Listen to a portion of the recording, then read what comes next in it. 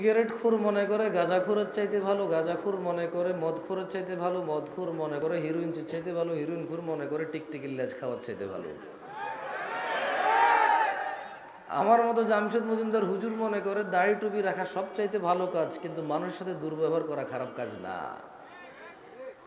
মাইক্রোফোনে এসে আসা লোকগুলো আমরা যখন পরামর্শ দিই মানুষকে, আমরা ভুলে যাই আল্লাহ বলেছে ইয়া আইয়ুহাল্লাযীনা আমানু, হে তোমরা যারা ঈমান এনেছো, লিমা তাকুল, এমন কথা বলো কেন, মা লা তাফআলুন, যা তোমরা করতে পারবা না নিজেরাই।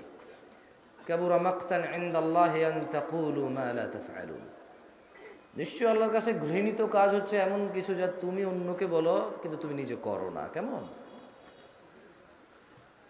এখানে প্রত্যেকটা রুগী চায় ডাক্তারের হিদায়েত, ডাক্তার চায় যে ম্যাজিস্ট্রেট তার পরীক্ষার নকল ধরেছে তার হিদায়েত,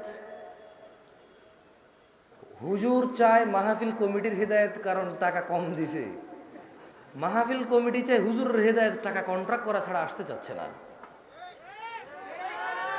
কেউ নিজের হিদায়েত চায় না, প্রত্যেক ব্যক্তি অন্যের হিদায়েত নিয়ে এখানে ব্যস্ত।